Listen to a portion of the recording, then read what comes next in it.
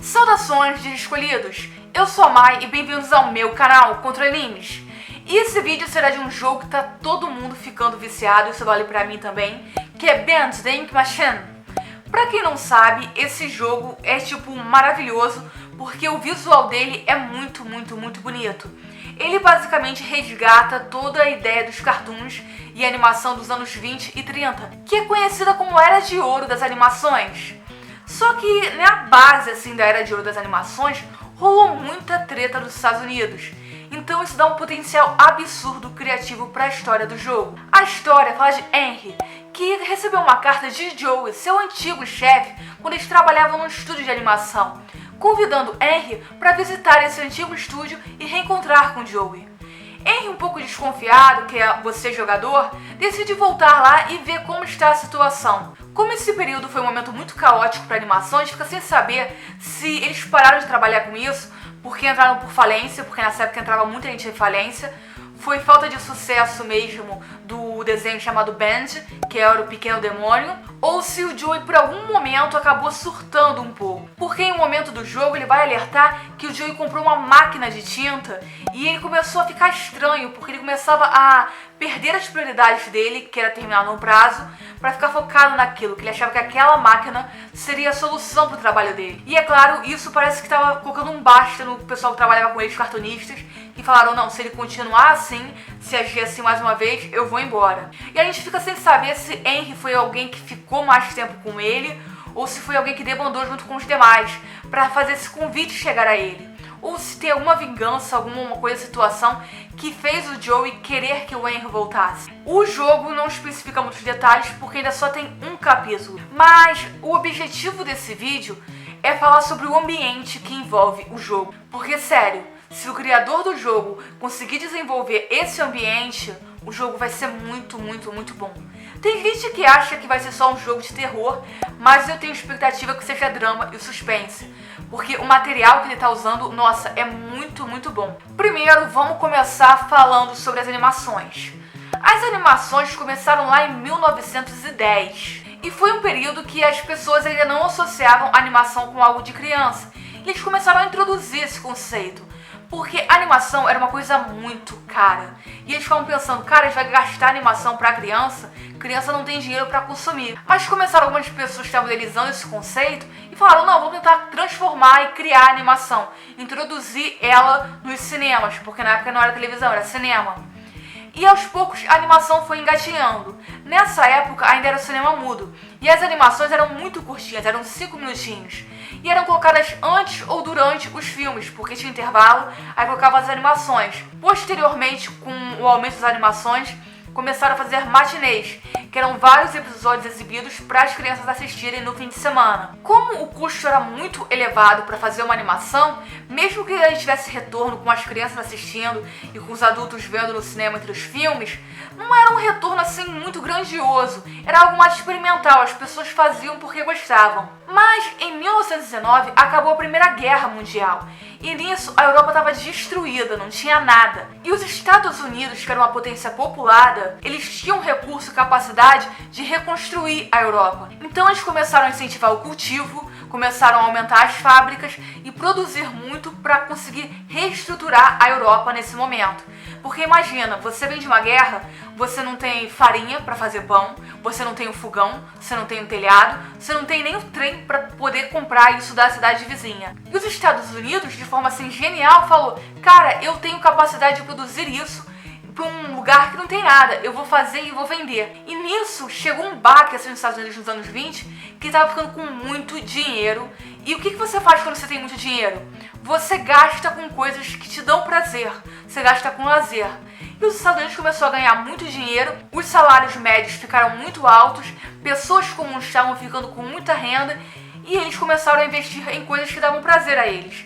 Que isso inclui animação, música, cinema. E aí entrou esse sucesso que foi chamado Gato Félix. Muita gente acha que Band vai ser inspirado no Mickey, mas não, ele provavelmente foi inspirado no Gato Félix, que foi um desenho que foi um sucesso absurdo. Todo mundo tinha como exemplo da animação de sucesso o Gato Félix. E o Gato Félix fez um sucesso absurdo e ele estourou, e as pessoas que estavam envolvidas na criação do Gato Félix, que não eram pessoas pobres, mas eram classe média, que investiram seu dinheiro para criar aquilo, enriqueceram absurdamente. E com isso começaram a surgir pessoas, tipo o Walt Disney e vários outros criadores, que falaram, cara, se uma pessoa conseguiu criar uma animação e ganhar muito dinheiro, mesmo que fosse algo caro de se investir, ele conseguiu transformar isso em lucro, eu também consigo, porque eu também tenho ideias. E aí veio uma segunda geração. E essa segunda geração foi uma cópia, assim, absurda do Gato Félix, que foi formada por Osvaldo Coelho, Kiko o Canguru, Coco o Mago, Bimbo, Mickey Mouse e vários outros. E como todo mundo tinha esse desejo de se tornar rico e viver de animação, pessoas de classe média se aproveitaram que o banco estava podendo emprestar muito dinheiro. Imagina, o banco está rico e ele está vendo que as pessoas estão enriquecendo. Ele vai liberar um crédito absurdo.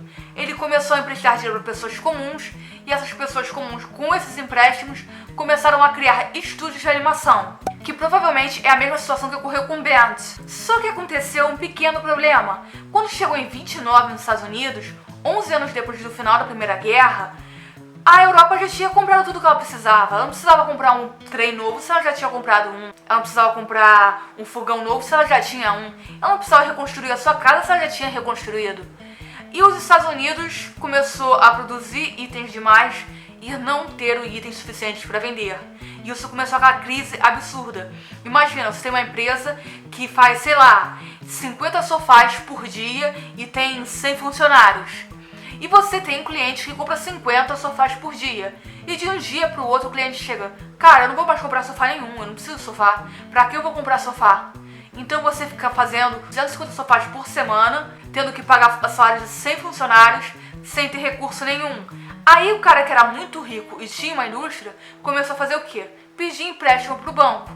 E nisso o banco ficou aquilo, tá, vou emprestar. Eu acho que a situação não tá boa não vou mais emprestar não. E aí começou aquela crise de 29, que foi um caos, uma situação assim horrível que deu sequelas até a Segunda Guerra Mundial para os Estados Unidos. E as pessoas até começaram a se suicidar porque era gente muito rica perdendo muito dinheiro. E isso afetou muito as animações, porque a gente tinha um monte de pessoas normais que investiram todo o seu dinheiro, ficaram com muitas dívidas para começar a investir nas animações. E elas chegaram a uma situação que elas viram, cara, o que a gente vai fazer com essas animações? A população tá ficando sem dinheiro. Imagina, eu joguei aqueles 100 funcionários na rua.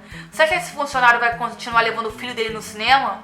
Se ele tá sem emprego? Então ficou realmente um caos. E quem começou a produzir aquelas animações se viu sem saída. Ele não tinha o que fazer. Ele não tinha pra quem vender, porque ninguém tava querendo gastar dinheiro comprando animação pra colocar no cinema, se o cinema já não tava mais lotando. Ninguém ia querer mais também prestar dinheiro pra uma coisa que não ia dar lucro. E o cara que investia naquilo simplesmente se viu perdendo tudo, porque ele investiu com uma coisa que ia entrar em falência. E foi isso que aconteceu com a maioria dos cartunistas nessa época. Eles entraram em falência. Eles pegaram todo o dinheiro que eles tinham e investiram naquilo. E aí eles viram que aquilo não estava dando retorno, e eles perderam tudo e eles declararam falência. E quando você declara falência, você perde tudo que você tem. Você perde a dívida vai embora também, mas tudo que você já construiu vai junto com a dívida. O banco vai lá e pega o que sobrou. Então se é local, se é o que você já criou, direito autoral, tudo, o banco vai lá e absorve. Então fica aquela situação, ou você se mantém naquilo e você não tem nada, porque você não vai ter dinheiro no banco, que o banco vai lá e chega com o seu dinheiro. Você não vai ter dinheiro pra comer, você não vai ter como pagar aluguel, você não vai ter nada, não vai ter nem como pagar seus funcionários. Ou você abre falência e aceita que aquela nunca mais vai ser a sua vida. E desiste da animação, que era o que aconteceu com muita gente nesse período. Muita gente que era muito boa, que criou coisas muito boas, desistiu.